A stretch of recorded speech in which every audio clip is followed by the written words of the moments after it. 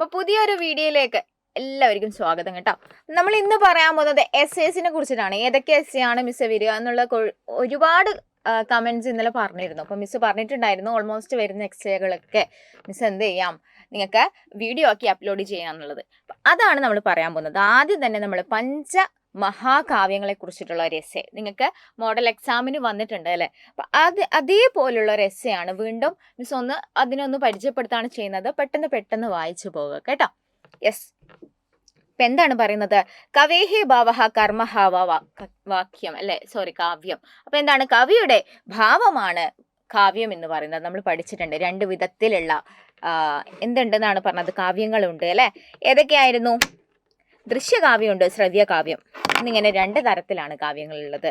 താനി നാടക ചലച്ചിത്രാധീനി ദൃശ്യകാവ്യാനി ദർശനമഭി ആസ്വാദീതും ശക്യന്ത. എന്താണ് പറയുന്നത്? നാടകങ്ങളിലൊക്കെ നമുക്ക് എന്ത് കാണാൻ വേണ്ടി പറ്റും? ദൃശ്യകാവ്യങ്ങളെ സ്പർശിക്കാൻ വേണ്ടിയിട്ട്, ദർശനം അതിൻ്റെ ആസ്വാദിക്കാൻ വേണ്ടിയിട്ടും ദർശിക്കാനൊക്കെ നമുക്ക് പറ്റും എന്നാണ് പറയുന്നത്. ശ്രവ്യകാവ്യം തു ശ്രവണേന ഏവ ആസ്വാദിതും. നമുക്കറിയാം ശ്രവ്യകാവ്യം എന്ന് പറയുമ്പോൾ ശ്രവ്യം എന്ന് പറഞ്ഞാൽ കേൾക്കുക അല്ലെ. അപ്പൊ കേൾക്കാൻ യൂസ് ചെയ്യുന്നതാണ് ഈ കാവ്യം എന്ന് പറയുന്നത്. അടുത്തത് മഹാകാവ്യം എന്ന് പറയുമ്പോൾ ശ്രവ്യകാവ്യാനി ഭവന്തി. മഹാകാവ്യങ്ങളൊക്കെ തന്നെയും ശ്രവ്യകാവ്യമാണ്, കേൾക്കാനുള്ള കാവ്യങ്ങളാണ്. അതിങ്ങനെ കണ്ട് ആസ്വദിക്കാൻ പറ്റുന്നതല്ല. അതിലുള്ള കഥകളും കാര്യങ്ങളൊക്കെ നമ്മൾ കേൾക്കുകയാണ് ചെയ്യേണ്ടത് കേട്ടോ. ഇപ്പൊ മഹാകവി കാളിദാസ ഭാരവി മാഗഹ മേൽപ്പത്തൂർ നാരായണ ഭട്ടപാദ സുകുമാര കവി ഇത്യാദയ മഹാത്മന സംസ്കൃത പ്രസിദ്ധ കവയ. ഇപ്പൊ സംസ്കൃതത്തിലുള്ള പ്രസിദ്ധമായിട്ടുള്ള നിങ്ങൾക്ക് അറിയുന്ന കുറച്ച് കവികളുടെ പേരുകളൊക്കെ നിങ്ങൾ എന്ത് ചെയ്യുക മക്കളെ? നിങ്ങളെ എസ്സേ പേപ്പറിൽ നിങ്ങളെ ക്വസ്റ്റ്യൻ വന്ന സമയത്ത് നിങ്ങൾ എഴുതേണ്ടതാണ് കേട്ടോ. അതിനുശേഷം പറയാണ് സംസ്കൃത സാഹിത്യ പഞ്ചമഹാകാവ്യാനി പ്രസിദ്ധാനി. എന്താണ് പറയുന്നത്? സംസ്കൃത സാഹിത്യത്തില് പഞ്ചമഹാകാവ്യങ്ങൾ വളരെയധികം പ്രസിദ്ധി ആർജിച്ചിട്ടുണ്ട്, പ്രസിദ്ധമാണ് എന്നുള്ള കാര്യമാണ് ഇവിടെ പറയുന്നത്. തേഷു മഹാകവി കാളിദാസസ്യ കുമാരസംഭവം. ഏതൊക്കെയാണ്? കുമാരസംഭവം അല്ലെ. ഇപ്പൊ കാളിദാസന്റെയാണ് നമ്മൾ ഇന്നലെ പറഞ്ഞിട്ടുണ്ട് ആർക്കു എന്ന് പറഞ്ഞ ആർക്കു അല്ലെ. ഇപ്പൊ എന്താണ്? കുമാരസംഭവവും രഘുവംശം എന്ന് പറയുന്ന രണ്ട് കാവ്യങ്ങളാണ് നമ്മുടെ കാളിദാസന്റേത്. അടുത്തത് മാഗസ്യ ശിശുപാല. അപ്പൊ മാഗന്റെ കുട്ടി എന്ന് ആലോചിക്കാൻ പറഞ്ഞിട്ടുണ്ട്. അപ്പൊ മാഗസ്യ ശിശുപാലവധം. അടുത്തത് ഭാരവേ കിരാതാർജുനം. അപ്പൊ ഭാരവിയും കിരാതനും എന്നുള്ള കാര്യം മനസ്സിലാക്കുക. അപ്പൊ ഭാരവേ കിരാതാർജുനീയം. ഇനി ശ്രീഹർഷസ്യ നൈഷധീയ ചരിതം. ശ്രീഹർഷന്റെ നൈഷധീയ ചരിതം എന്ന് പറയുന്ന ഒരു ഏതാണ്? പ്രശസ്തമായിട്ടുള്ള കൃതിയാണ്. ഇപ്പൊ 5 കാര്യങ്ങളാണ് നമ്മൾ പഠിച്ചത് അല്ലെ. 5 മഹാകാവ്യങ്ങളുടെ പേരുകളാണ് പഠിച്ചത്. ആ കൃതികളും ആ ഒരു കൃതികളുടെ പേരുകളും നമ്മൾ പഠിച്ചു. ആരൊക്കെയാണ് അത് എഴുതിയിട്ടുള്ളത് എന്നുള്ളതും എന്ത് ചെയ്യാണ്? നിങ്ങൾ ബൈഹാർട്ട് ചെയ്ത് തന്നെ പോകണം. അതെന്തായാലും എക്സാമിന് നിങ്ങൾക്ക് ചോദിക്കുന്നതായിരിക്കും. ഇനി അടുത്തത് ഏതേശാം കൃതിനാം പഠനേന തത്കാലീന ജീവന വ്യവസ്ഥമഭി ജ്ഞാതും ശക്തന്തേ. എന്താണ് പറയുന്നത്? ഇങ്ങനെയുള്ള കൃതികളൊക്കെ പഠിച്ചത് കൊണ്ട് നമുക്ക് എന്താണ്? നമ്മുടെ ജീവിത അവസ്ഥകൾ നന്നാക്കാൻ വേണ്ടിയിട്ടൊക്കെ സാധിക്കും കേട്ടോ. അതിനുശേഷം പറയാണ് താനി കാവ്യാനി അധ്യ അഭി ആസ്വാദകാന മനോരചനാനി ഭവതി. ഇപ്പോഴും അധ്യാപി എന്ന് പറയുന്നത് അധ്യാ പ്ലസ് അഭിയാണ് അല്ലെ. ഇപ്പോഴും നമുക്ക് എന്ത് ചെയ്യാൻ പറ്റും? അങ്ങനെയുള്ള കവികളൊക്കെ അല്ലെങ്കിൽ കവിതകളൊക്കെ കാവ്യങ്ങളൊക്കെ ആസ്വദിക്കാൻ വേണ്ടിയിട്ട് ഇന്നും സാധിക്കുന്നുണ്ട്. ഇപ്പോഴും അതിന് സാധ്യമാകുന്നുണ്ട് എന്നുള്ളതാണ് പറയുന്നത് കേട്ടോ. മഹാകവിനാം വർണ്ണ നാപടവം അദ്വിതീയം ഭവതി എന്ന് പറയുന്നുണ്ട്. ഇനി കുമാരസംഭവം. ഇനി ഓരോന്നിനെ കുറിച്ചിട്ടുള്ള ഒരു ഷോർട്ടായിട്ടുള്ള കാര്യങ്ങളാണ് പറയുന്നത്. മിസ് പെട്ടെന്ന് പറഞ്ഞു പോവാം, മക്കളൊന്ന് ശ്രദ്ധിച്ചാൽ മതി കേട്ടല്ലോ. കുമാരസംഭവം എന്ന് പറയുമ്പോൾ തന്നെ എഴുതിയ ആളാരായിരുന്നു? കവികുലഗുരു എന്നറിയപ്പെടുന്ന കവികുലഗുരു ആയിട്ടുള്ള കാളിദാസനാണ് എഴുതിയിട്ടുള്ളത് എന്നുള്ള കാര്യം മനസ്സിലാക്കുക. അപ്പൊ കാളിദാസൻ എഴുതിയിട്ടുള്ള കാവ്യമാണ്. അടുത്തതായി നമ്മൾ പറയുന്നു അസ്മിൻ കാവ്യേ. ഈ കാവ്യത്തിൽ എന്തുണ്ട്? സർഗാഹ സന്ധ്യയിൽ. അപ്പൊ സർഗങ്ങളായിട്ടാണുള്ളത്.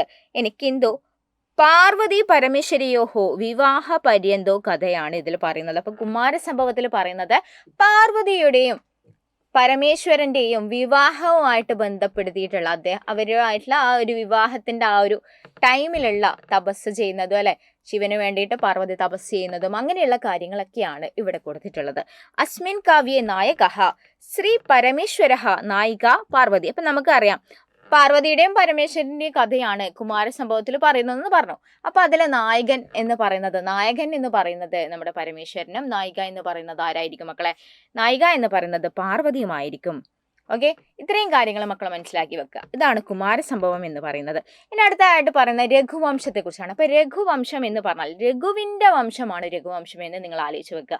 രഘുവിന്റെ വംശമാണ് കേട്ടോ. അപ്പൊ മഹാകവിന കാളിദാസേന വിരചിത മഹാകാവ്യം ഭവതി രഘുവംശം. കാളിദാസൻ തന്നെ എഴുതിയിട്ടുള്ള രഘുവംശം എന്ന് പറയുന്നത് മഹാകവിയായിട്ടുള്ള കാളിദാസൻ എഴുതിയ ഒരു മഹാകാവ്യം തന്നെയാണ്. പറയാണ് രഘുവംശേ ഏകോനവിംശതി സർഗ. എത്ര സർഗങ്ങളുണ്ട് മക്കളെ രഘുവംശത്തിൽ? 11 സർഗമാണുള്ളത്. സർഗം 11 സർഗമുണ്ട് രഘുവംശത്തിൽ. 11 സർഗമാണുള്ളത്.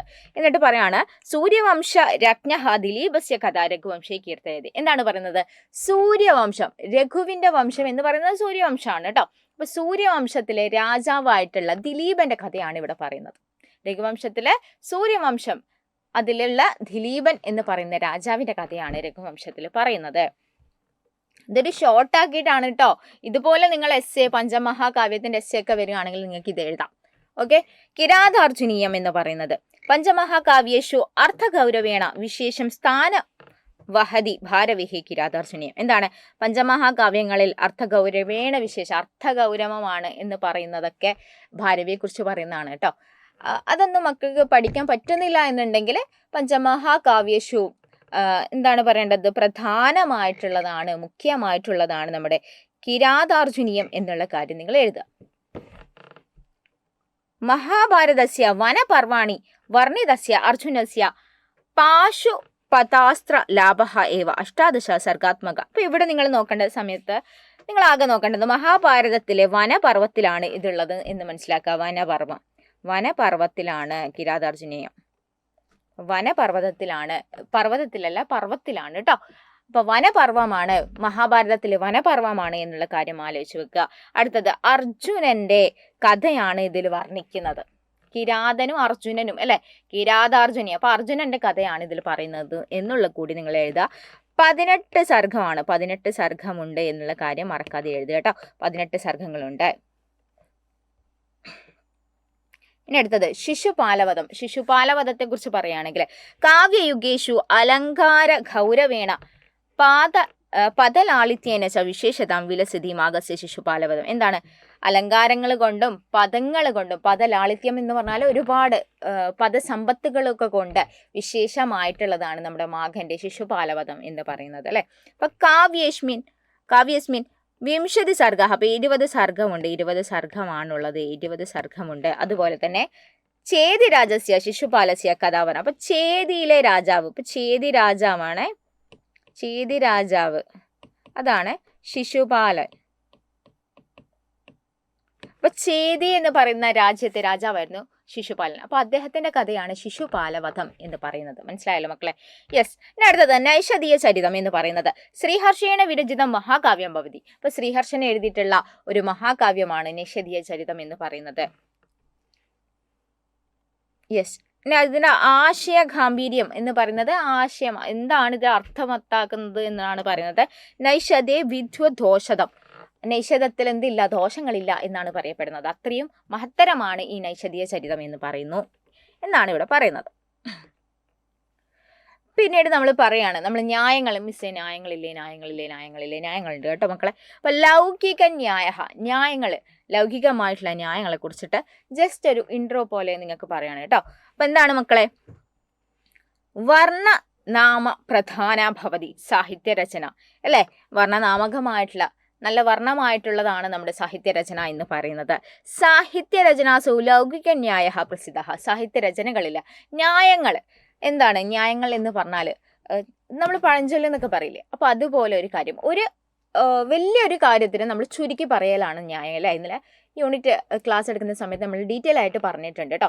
അപ്പോൾ അവിടെ പറയാണ് ന്യായങ്ങൾ വളരെ പ്രസിദ്ധമാണ് അല്ലേ, ലൗകിക ന്യായങ്ങൾ പ്രസിദ്ധമാണ്. അത്ര വിശാലമാശയം ഇവിടെ പറയുന്നുണ്ട്. വിശാലമായിട്ടുള്ള ആശയം, വലിയ ആശയങ്ങൾ എന്ത് ചെയ്യാണ് മക്കളെ? സംക്ഷേപേണ പ്രതിപാദയതി. എന്താണ്? ചുരുക്കി വിവരിക്കുക. അപ്പോൾ വലിയ ആശയങ്ങൾ എന്ത് ചെയ്യാണ്? ആശയം, വലിയ വിശാലമാശയം എന്താക്കി മാറ്റുന്നു? ചുരുക്കുന്നു, സംഗ്രഹണം ചെയ്യുന്നു, ചെറുതാക്കുന്നു എന്ന് എഴുതിയാലേ മതി. അപ്പൊ അങ്ങനെയാണ് ഇത് പ്രതിപാദിക്കുന്നത് എന്നാണ് പറയുന്നത്. സംസ്കൃത ഭാഷായം പ്രസിദ്ധ ബഹവഹ ന്യായ സന്ധി. സംസ്കൃത ഭാഷയിൽ ഒരുപാട് ന്യായങ്ങൾ നമുക്ക് പഠിക്കാനുണ്ട്. കുരു സിംഹാവലോകനം ഇതി പാഠഭാഗ്യെ ചത്വാരഹ ന്യായഃ പ്രതിപാദ്യത്തെ. അപ്പൊ കുരു സിംഹാവലോകനം, സിംഹം പോയ വഴിയെ നോക്കൂ എന്നൊക്കെ പറയില്ലേ, അപ്പൊ അതാണ് പറയുന്നത് കേട്ടോ.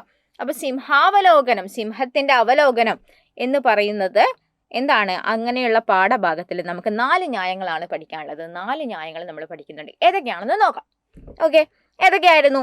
ഗുഡഗുളിക ന്യായഃ, നീരക്ഷീര ന്യായഃ, സോപാന ആരോഹണ ന്യായഃ, സിംഹാവലോകന ന്യായഃ. അതൊക്കെ എന്താണ് എന്നുള്ളത് ചെറിയൊരു ഇൻട്രൊഡക്ഷൻ ഇവിടെ വീണ്ടും മിസ് കൊടുത്തിട്ടുണ്ട്. ഒന്ന് നോക്കാം. ഗുഡഗുളിക ന്യായം എന്ന് പറയുമ്പോൾ ഗുഡഹ എന്ന് പറഞ്ഞാൽ എന്താണ്? ശർക്കര അല്ലെ. അപ്പൊ ശർക്കരയിൽ ഗുളിക എന്ന് ആലോചിക്കുക. ശർക്കരയും ഗുളികയും എന്താണ് പറയുന്നത്? തിക്തരസം ഗുളിക, തിക്തമായിട്ടുള്ള, തിക്തം എന്ന് പറഞ്ഞാൽ വളരെ കയ്പുള്ള, ഓക്കെ, കയ്പുള്ള ശർക്കരയിലേക്ക്, കയ്പുള്ള ഗുളികയിലേക്ക് ശർക്കരയാ സഹ ദദാതി ശിശവഃ. എന്താണ്? ശിശുക്കൾക്ക്, കുട്ടികൾക്ക് ദദാതി നൽകുന്നു അല്ലെ. എങ്ങനെ നൽകുന്നു? തിക്തരസമുള്ള ഗുളിക ശർക്കരയാൽ ദദാതിയാണ്. അപ്പൊ ശർക്കരേണ സഹ എന്ന് എഴുതാനും മതി. ശർക്കരയുടെ കൂടെ ദദാതി ആർക്ക് നൽകുന്നു? നമ്മുടെ ശിശുക്കൾക്ക് തരുന്നു, നൽകുന്നു. എന്നിട്ട് ഘാതതി അവരെന്ത് ചെയ്യുന്നു? അത് കഴിക്കുന്നു. അതാണ്. അതുപോലെ തദ്ദത് വിവിധ സയുക്താനി കാര്യമാണ്. അപ്പൊ എന്താണ്? വിവിധമായിട്ടുള്ള കാര്യങ്ങള് നമ്മള് സാധയിതും ഏവ ഗുഡഗുളിക ന്യായഃ. ഒരുപാട് കാര്യങ്ങൾ ഉണ്ടാവും അല്ലെ. അപ്പൊ അതിന് നമുക്ക് വേണ്ട കാര്യം മാത്രം, അല്ലെങ്കിൽ എന്തെങ്കിലും നമുക്ക് കിട്ടാത്ത കാര്യങ്ങൾ, ഗുണപാഠം. അപ്പൊ നമ്മുടെ പാഠത്തിൽ എന്തായിരുന്നു പറഞ്ഞിരുന്നത്? അവന് കഥ കേൾക്കാനാണ് ഇഷ്ടം എന്ന് പറഞ്ഞു. അപ്പൊ ഗുണപാഠ കഥകളിലൂടെയൊക്കെ കാര്യം അവതരിപ്പിച്ചു അല്ലെ. അങ്ങനെയാണ് അവൻ പഠിക്കാൻ വേണ്ടി താല്പര്യം വരുന്നത്. അപ്പൊ അതുപോലെ എന്താണ്? വിവിധ രസയുക്താനി കാര്യാനി, വിവിധ രസങ്ങളുള്ള, ചിലപ്പോൾ ബുദ്ധിമുട്ടായിരിക്കും, ചിലപ്പോൾ നല്ലതായിരിക്കും, അങ്ങനെയുള്ള കാര്യങ്ങളൊക്കെ സാധയിതും, അതൊക്കെ നല്ല രീതിയിലേക്ക് സാധിച്ചു കൊണ്ടുവരാൻ വേണ്ടിയിട്ട് നമുക്ക് ഈ ഗുഡഗുളിക ന്യായം യൂസ് ചെയ്യാം. അതാണ് ഇവിടെ പറയുന്നത് കേട്ടോ. ഇനി പറയാണ് നീരക്ഷീര ന്യായം. നീരക്ഷീര ന്യായം എന്ന് പറയുന്നതാണ്. നീരഹ എന്ന് പറഞ്ഞാൽ പാല്, വെള്ളം എന്നുള്ള ആലോചിക്കുക. വെള്ളം, പാലും വെള്ളവും കേട്ടോ. അപ്പൊ ഹംസഹ നീര മിശ്രിതാത് ക്ഷീരാത് ക്ഷീരമേവ സ്വീകരോതി ഇത് പ്രസിദ്ധ അസ്തി. എന്താണ് പറയുന്നത്? ഹംസഹ നീരമിശ്രാത് ശ്രീരാത് ശ്രീരമേവ സ്വീകരോതി ഇത് പ്രസിദ്ധ അസ്തി. തത്വത് സാരം സ്വീകരോതു നിസ്സാരം ത്യജതു ഇത് അർത്ഥ അയം ന്യായഃ പ്രയുജ്യത്തെ. എന്താണ് പറയുന്നത്? ഹംസം അല്ലെ, അരയനം എന്ത് ചെയ്യുന്നു? നീരക്ഷീര മിശ്രിതാത്, നീരവും ക്ഷീരവും ഉള്ള മിശ്രിതം, അഥവാ നീരവും ക്ഷീരവും ഉള്ള മിശ്രിതം എന്ന് പറയുന്നത് എന്തായിരുന്നു മക്കളെ? വെള്ളമുണ്ട്, അതുപോലെ പാലും ഉണ്ട്. അങ്ങനെയുള്ള രണ്ടും കൂടി മിക്സ് ആയിട്ടുള്ള പാലും വെള്ളം കേട്ടോ. അപ്പൊ അങ്ങനെയുള്ള ഒരു സംഭവം, അതിൽ നിന്ന് അരയനം എന്ത് മാത്രമാണ്? അതിന് പാലാണ് വേണ്ടതെങ്കിൽ പാലെടുക്കും. അതുപോലെ തന്നെ പ്രസിദ്ധമായിട്ട് വെള്ളമാണ് വേണ്ടതെങ്കിൽ അത് വെള്ളം എടുക്കും. അങ്ങനെയാണ് അത് ചെയ്യാറ്. തദ്ദത് സ്വരം, അങ്ങനെ വെച്ചാൽ എന്താ മൊത്തത്തിലുള്ള ആകത്തുക എന്ന് പറയുന്നത് എന്ന് വെച്ച് കഴിഞ്ഞാല് നമുക്ക് വേണ്ട സാധനം മാത്രം നമ്മൾ എടുക്കുക, ബാക്കിയുള്ളത് നമ്മൾ ഉപേക്ഷിക്കണം. ത്യജതു അല്ലെ. അപ്പൊ സ്വീകരതു നിസ്സാരം ത്യജതു ഇത് അർത്ഥ അയം ന്യായഃ. വേണ്ട കാര്യങ്ങൾ മാത്രം ചെയ്യുക, ബാക്കിയുള്ളത് അങ്ങ് വിട്ടുകളയാം. ഓക്കെ, അതാണ് ഇവിടെ പറയുന്നത്. ഇനി സോപാന ആരോഹണ ജ്ഞാനം. സോപാനം എന്ന് പറഞ്ഞാൽ സ്റ്റെയർ ആണ്. ഓക്കെ, സ്റ്റെയർ, ചവിട്ടുപടി എന്ന് നിങ്ങൾ ആലോചിച്ച് വെച്ചാൽ മതി. ചവിട്ടുപടി കേട്ടോ. അപ്പൊ എന്താണ്? കാര്യക്ഷേത്രേ ഏകൈകം വിജയം പ്രാപ്യ. അപ്പൊ നിങ്ങൾക്ക് ചിലപ്പോൾ എക്സാമിന് എന്ത് വരും? ഇങ്ങനെയുള്ള ന്യായങ്ങൾ, മൊത്തത്തിലുള്ള ന്യായങ്ങളൊന്ന് പറയാൻ വേണ്ടി ചോദിക്കും.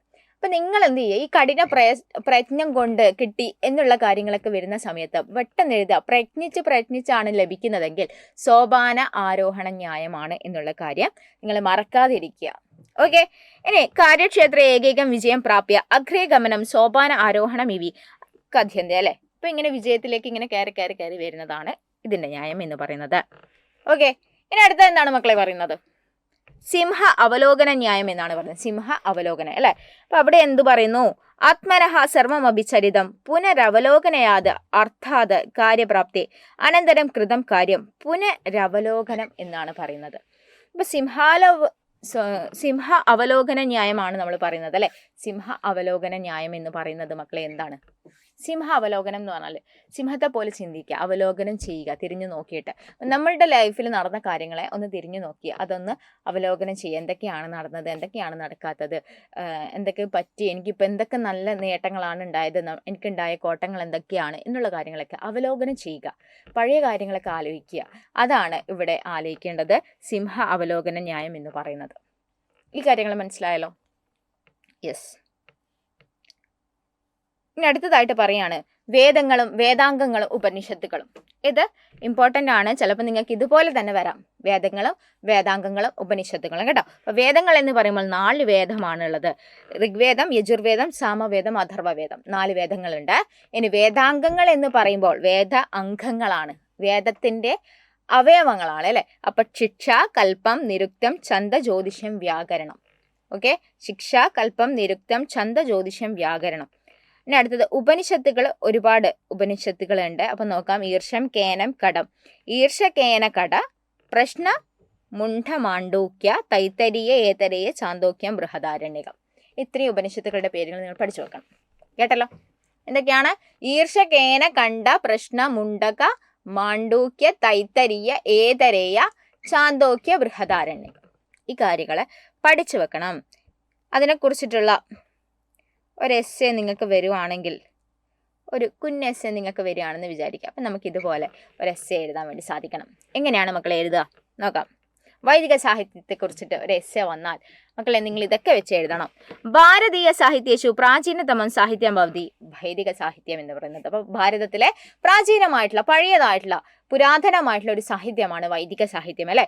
ഇപ്പോൾ വൈദിക സാഹിത്യ വേദാഹ വേദാംഗാനി ഉപനിഷദഹ ച അന്തർഭവന്തി. ഇപ്പോൾ വേദങ്ങളുണ്ട്, വേദാംഗങ്ങളുണ്ട്, ഉപനിഷത്തുകൾ ഒക്കെ ഈ വൈദിക സാഹിത്യത്തിലുണ്ട്. അപൗരുഷ്യം വാക്യം വേദ അല്ലേ. അപ്പോൾ എന്താണ് അപൗരുഷേയം വാക്യം? അപൗരുഷേയം വാക്യം വേദ ഇത് പണ്ഡിതാന മതം അല്ലേ. ഇപ്പം ഋഗ്, യജുഹു, സമ, അഥർവേദം, അതുപോലെ തന്നെ അതിപ്രാചീനം. അപ്പം നമുക്ക് 4 വേദങ്ങളുടെ പേരെഴുതാം. നമ്മളിപ്പോൾ പഠിച്ച ഉപനിഷത്തുകളുടെ പേരെഴുതാം, അതുപോലെ തന്നെ വേദാംഗങ്ങളുടെ പേരെഴുതാം. ഈ കാര്യങ്ങളൊക്കെ നമ്മൾ ഈ വേദാംഗത്തിൽ വരുന്ന സമയത്ത്, വേദസാഹിത്യത്തിൽ, വൈദിക സാഹിത്യത്തിൽ വരുന്ന സമയത്ത് എസ്സേയിൽ ഉൾപ്പെടുത്തേണ്ടതാണ് കേട്ടോ. അപ്പോൾ ശിക്ഷാകൽപ്പം, വ്യാകരണം, നിരുക്തം, ഛന്ദ, ജ്യോതിഷം, ഷഡ് വേദാംഗാനി 6 വേദാംഗങ്ങളുണ്ട്. സംഹിത, ബ്രാഹ്മണം, ആരണ്യകം, ഉപനിഷത്ത് ഇത് വേദസ്യ ചതുർവിഭാഗം. ഇത് ഇമ്പോർട്ടൻ്റ് ആണ്. ഈ ഒരു ഭാഗം നമ്മൾ നേരത്തെ പറഞ്ഞിരുന്നില്ല. സംഹിത, ബ്രാഹ്മണം, ആരണ്യകം, ഉപനിഷത്ത് എന്ന് പറയുന്ന 4 വിധത്തിലാണ് നമ്മുടെ ചതുർവിധാഹ ഭവന്തി എന്നാണ്. ഉപനിഷത്ത്, വേദങ്ങളെ 4 വിധത്തിലാണുള്ളത് കേട്ടോ. വേദങ്ങളെ 4 വിധത്തിലാണുള്ളത്, സംഹിത എന്നൊക്കെ പറഞ്ഞാൽ. അപ്പം അലൗകികസ്യ അശേഷ ജ്ഞാന വിജ്ഞാനസ്യ വിശിഷ്ടസ്യ വേദസ്യ അന്തിമഭാഗ.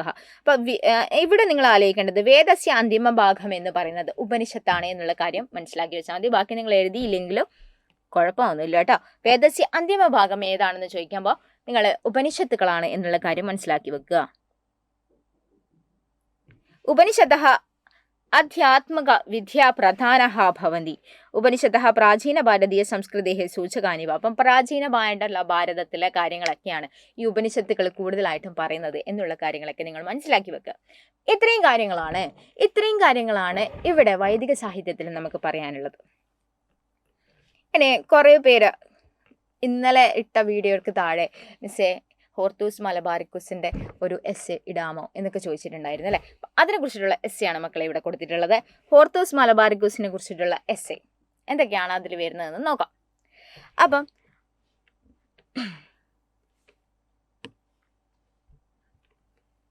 അസ്മാൻ പരിതഹ ബഹൂനി ഔഷധ സസ്യാനി വിരാജന്തി. അസ്മാൻ എന്ന് പറഞ്ഞാൽ നമ്മുടെ പരിതഹ ചുറ്റും അല്ലേ, നമ്മുടെ ചുറ്റും എന്തൊക്കെയുണ്ട്? ഔഷധ സസ്യങ്ങൾ വിരാജന്തി വളരുന്നുണ്ട്. അപ്പം അങ്ങനെയാണ് നമുക്ക് ചുറ്റും ഒരുപാട് സസ്യങ്ങളൊക്കെ ഉണ്ട് എന്നുള്ള കാര്യം നിങ്ങൾ മനസ്സിലാക്കി വെക്കുക. തത്ര കേരളീയ സസ്യ വിജ്ഞാനമധികൃത്യ സചിത്ര നിഘണ്ടു രൂപേണ കൃതഃ ഗ്രന്ഥഃ ഭവതി ഹോർത്തൂസ് മലബാറിക്കുസ്. എന്താണ് പറയുന്നത്? കേരളീയ സസ്യ വിജ്ഞാനം അധികൃത്യ, കേരളത്തിലെ സസ്യങ്ങളെ കുറിച്ചിട്ടുള്ള അധികൃത്യ അല്ലെ സസ്യവിജ്ഞാനം, അതിന് സസ്യങ്ങളെ കുറിച്ചുള്ള അറിവിനെ കുറിച്ചിട്ട്, സസ്യത്തിന്റെ അറിവ് അഥവാ സസ്യങ്ങളെ കുറിച്ചിട്ടുള്ള ഒരു സചിത്ര നിഘണ്ടുവാണ്, ചിത്രത്തോട് കൂടിയിട്ടുള്ള ഒരു നിഘണ്ടുവാണ് നമ്മൾ കൃതഃ ഭവതി, അങ്ങനെയുള്ള ഒരു ഗ്രന്ഥമാണ്. എന്താണ് പറയുന്നത്? അങ്ങനെയുള്ള ഒരു ഗ്രന്ഥമാണ് ഹോർത്തൂസ് മലബാറിക്കുസ് എന്ന് പറയുന്നത്. എന്താണ്? കേരളത്തിലെ സസ്യങ്ങളെ കുറിച്ചിട്ടുള്ള സസ്യവിജ്ഞാനം കൃത്യ സചിത്ര നിഘണ്ടുവാണ് നമുക്ക് പറയുന്ന ഈ ഒരു ഹോർത്തൂസ് മലബാറിക്കൂസ് എന്ന് പറയുന്ന ഒരു ഗ്രന്ഥം. ഓക്കെ, പ്രഖ്യാതസ്യ എന്ന് പറഞ്ഞാൽ പ്രമുഖനായിട്ടുള്ള ഡച്ച് സൈനികസ്യ ഹെൻറിക് വാൻഡ്രിഡ്, അറിയാലോ ഹെൻറിക് വാൻഡ്രിഡ് ആണ്, ഡച്ച് സൈനികനായിട്ടുള്ള ഹെൻറിക് വാൻഡ്രിഡ് ആണ്. മഹാശയ ഇച്ഛാശക്തി, അദ്ദേഹത്തിന്റെ ഇച്ഛാശക്തി കൊണ്ടും സത്ഫലമേവ ഏഷഃ ഗ്രന്ഥഃ, അദ്ദേഹത്തിന്റെ ആഗ്രഹമാണ് ഈ ഒരു ഗ്രന്ഥം എന്ന് പറയുന്നത്. കേരളസ്യ മലബാർ പ്രദേശേ വിദ്യമാനാനാം സമസ്ത സസ്യജാലാനാം ഔഷധ ഗുണമധികൃത്യ വിശദ വിവരണം ഗ്രന്ഥേസ്മിൻ ഉപലഭ്യത. എന്താണ് പറയുന്നത്? നമ്മൾ ഇന്നലെ പറഞ്ഞിട്ടുണ്ടായിരുന്നു അല്ലെ, കേരളത്തിൽ ഉണ്ടാകുന്ന മുഴുവൻ സസ്യലതാദികളെ കുറിച്ചിട്ടുള്ള ഔഷധ ഗുണങ്ങളും അതിന്റെ വിശദാംശങ്ങളും അതിന്റെ ഗുണങ്ങളും, ഇന്ന് നാളികേരത്തിന്റെ ഒരു എക്സാമ്പിളൊക്കെ പറഞ്ഞിട്ടുണ്ട്. അപ്പം നാളികേരം ആണെങ്കിൽ അതിന്റെ ഗുണങ്ങൾ എന്തൊക്കെയാണ്, ദോഷങ്ങൾ എന്തൊക്കെയാണ് എന്നിങ്ങനെയുള്ള മുഴുവനായിട്ടുള്ള ഡീറ്റെയിൽ ആയിട്ടുള്ള ഒരു പിക്ചറൈസ്ഡ് ഒരു നിഘണ്ടുവാണ് ഇവിടെ പറയുന്നത്. യെസ്, ഇനി അടുത്തത് പറയുന്നു ഗ്രന്ഥസ്മിൻ ഉപലഭ്യത എന്ന് പറഞ്ഞു അല്ലെ, ഇതിലൊക്കെ നമുക്ക് ലഭിക്കുമെന്ന് പറഞ്ഞു. ഇട്ടി അച്യുത സദൃശ്യം ഇട്ടി അച്യുതനാണ് കേരളീയ പണ്ഡിതാനം സഹായേന സസ്യ സമാഹരണം കൃതവാൻ എന്ന് പറഞ്ഞാൽ എന്താണ്?